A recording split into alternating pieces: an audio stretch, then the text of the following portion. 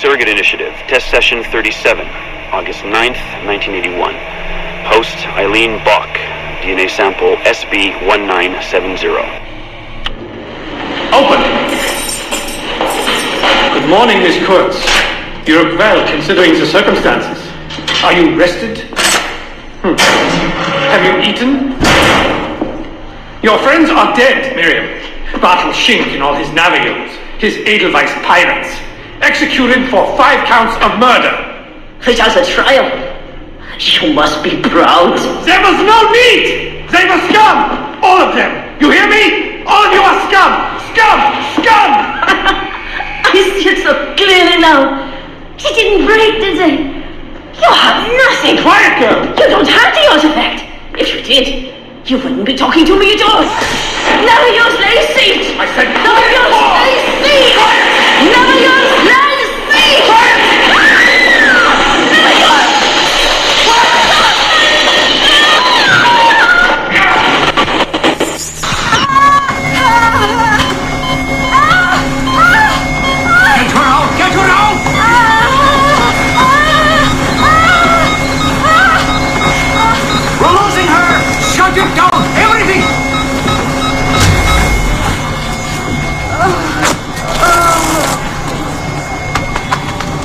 Eileen, open your eyes. Can you hear me? Eileen! Eileen! Power's off! Get the position in here! Step aside, son! Eileen, talk to me. Can you open your eyes? Clear! Oh, God. No response.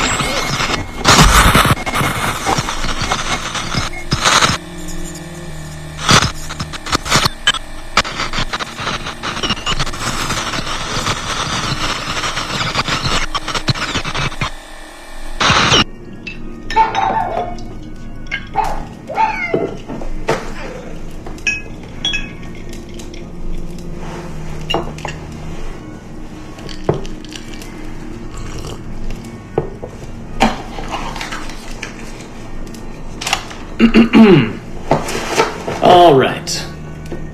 Notes towards a speech in honor of Dr. Eileen Bach's premature retirement. When I first learned of Dr. Bach's unfortunate accident, I couldn't help but feel a great sense of loss at... No.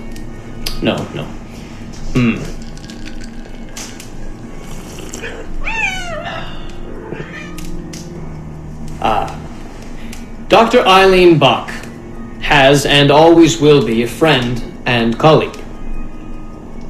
When I first learned of her unfortunate accident, I was shocked, of course. To see any friend injured in such a way is deeply upsetting.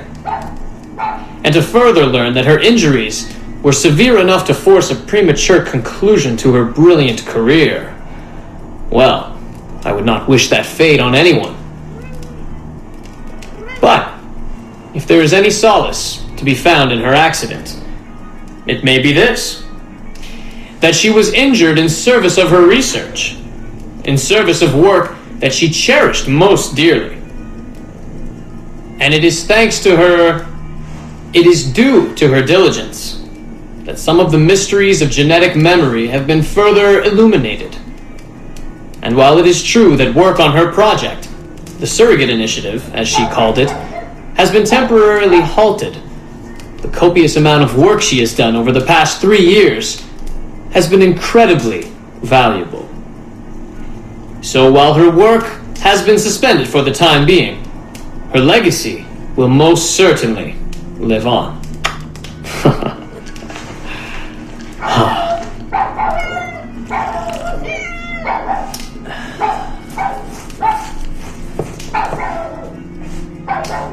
Quiet, Joan! Quiet!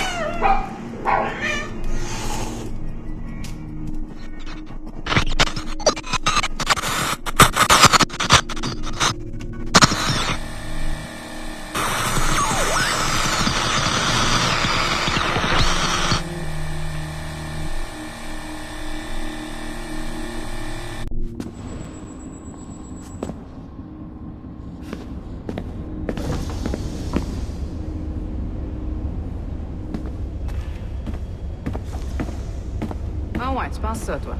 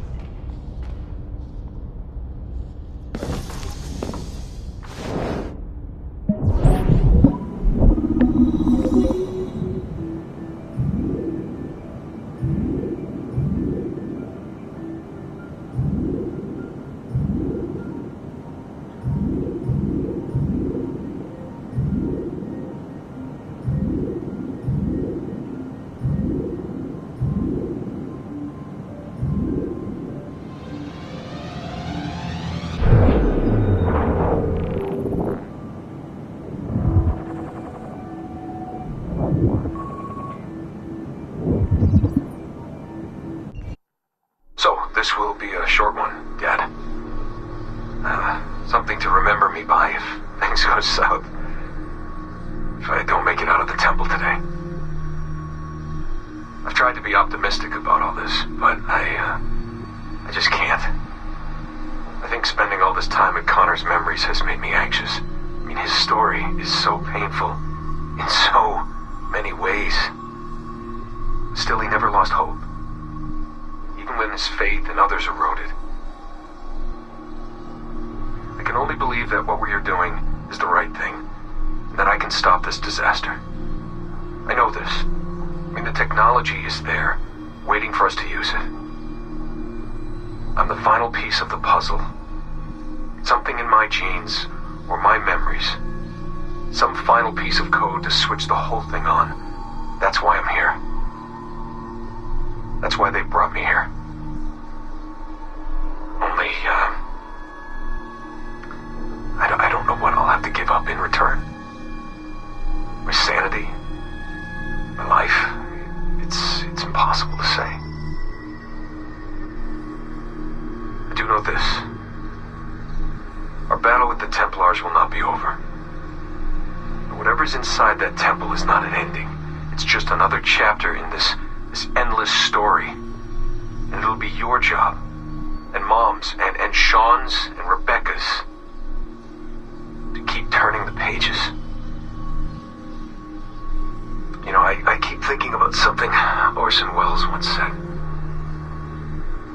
Something like, if you want a happy ending, it all depends on where you stop telling your story. So maybe that's the answer. Maybe that's how people keep marching forward. If something goes wrong in their dad, something happens to me. When you tell my story years from now, please tell them the one about how I lost my way, and then I found it again. Just in time to save the world. And just end it there. That'll keep everyone smiling.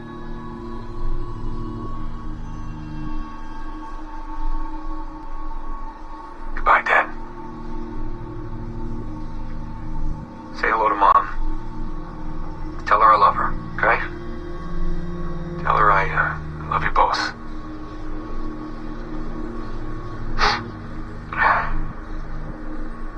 I love you both.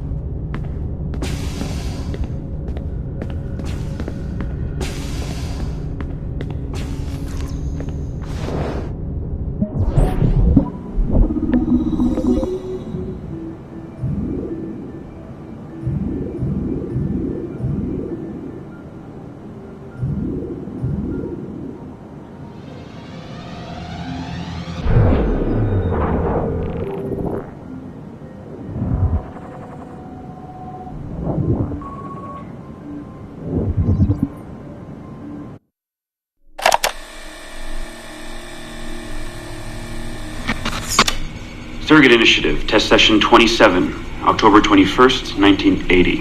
Host Eileen Buck, DNA sample SB1970.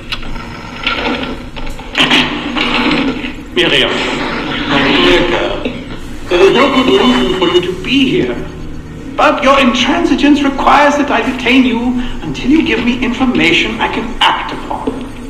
The location of the artifact, perhaps, or the whereabouts of your leader, Bartle Shink. Just a little something to give Minister Goebbels some encouragement that we are on the right track. How about a nice hug? He looks so sad in all his photographs. Yes, he does, doesn't he? Perhaps you could pay him a visit yourself. He likes beautiful women, actresses, musicians. Pirates? That's right, pirates. Pirates of the Edelweiss. Isn't that what you kids call yourselves? It's very amusing. And illegal, of course. Breaking Hitler's laws is half the fun. Oh, I imagine so.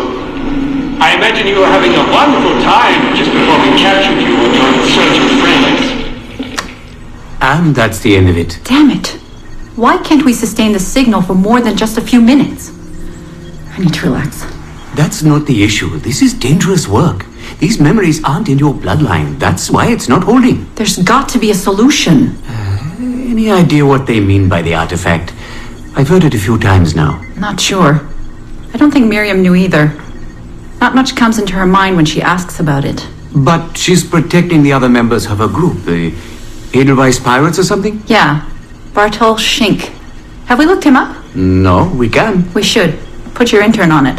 Right. High priority. Yeah. This isn't getting any easier. Jesus.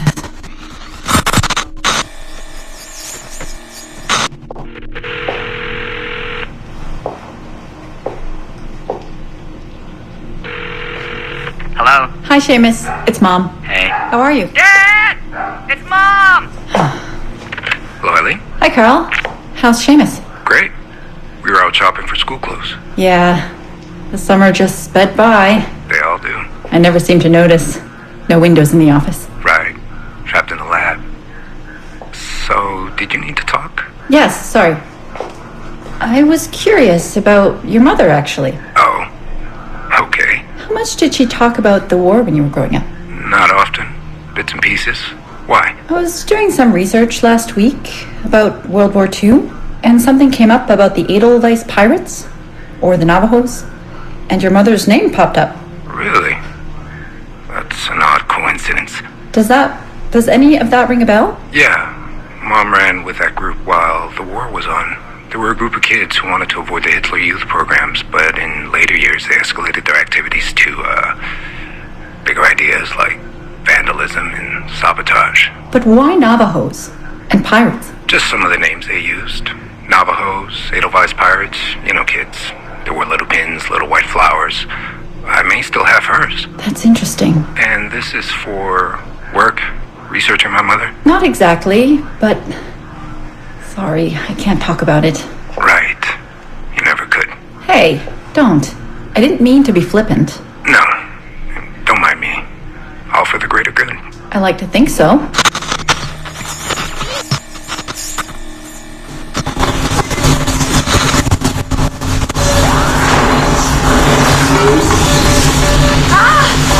Power down.